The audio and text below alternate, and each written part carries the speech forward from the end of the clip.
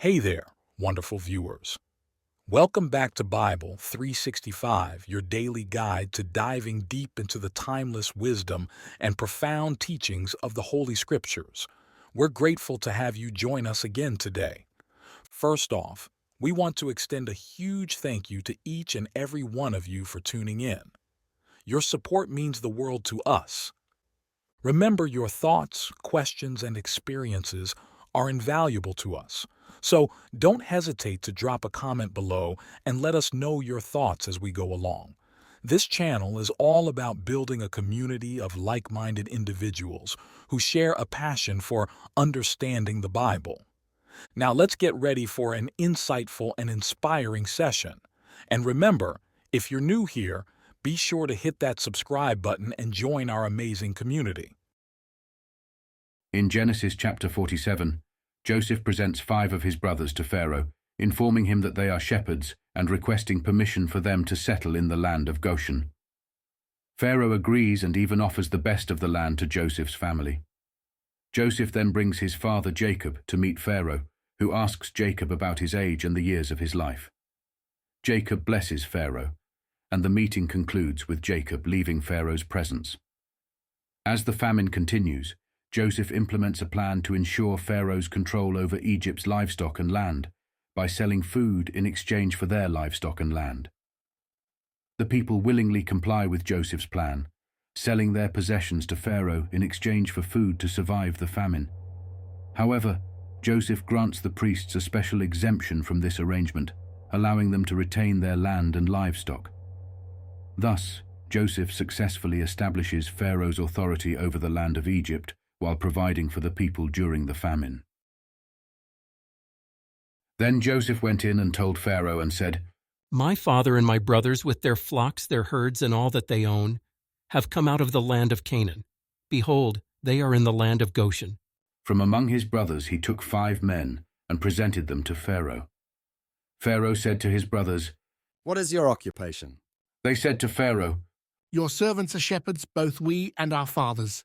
They also said to Pharaoh, We have come to live as foreigners in the land, for there is no pasture for your servants' flocks, for the famine is severe in the land of Canaan. Now therefore, please let your servants dwell in the land of Goshen. Pharaoh spoke to Joseph, saying, Your father and your brothers have come to you. The land of Egypt is before you. Make your father and your brothers dwell in the best of the land. Let them dwell in the land of Goshen. If you know any able men among them, then put them in charge of my livestock.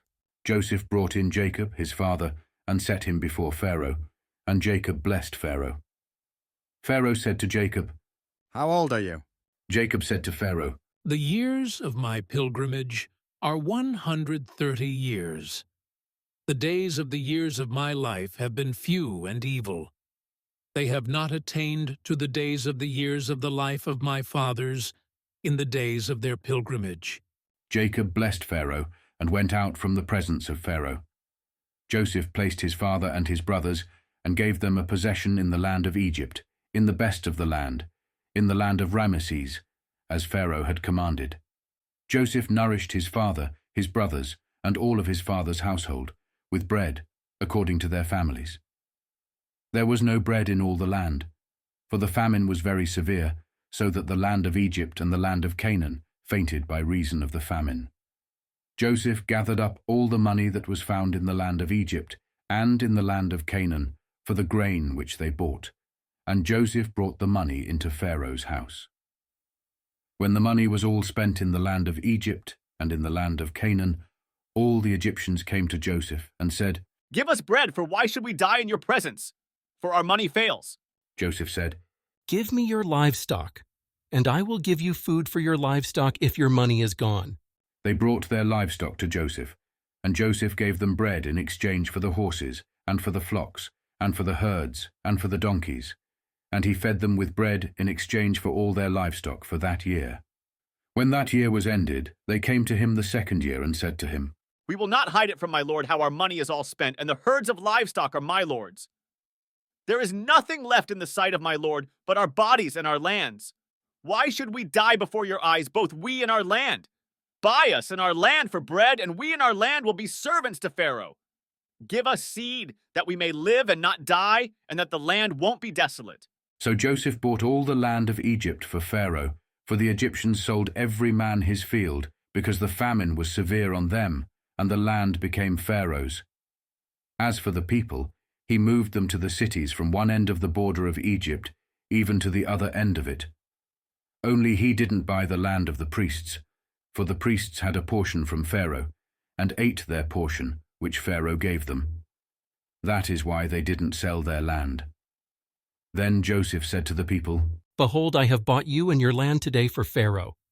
Behold, here is seed for you, and you shall sow the land.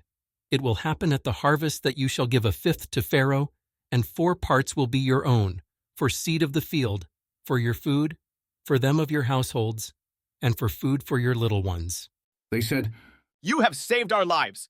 Let us find favor in the sight of my lord, and we will be Pharaoh's servants." Joseph made it a statute concerning the land of Egypt to this day, that Pharaoh should have the fifth. Only the land of the priests alone didn't become Pharaoh's.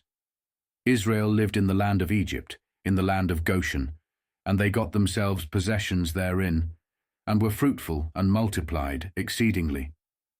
Jacob lived in the land of Egypt 17 years. So the days of Jacob, the years of his life, were 147 years. The time came near that Israel must die, and he called his son Joseph and said to him, If now I have found favor in your sight, please put your hand under my thigh, and deal kindly and truly with me.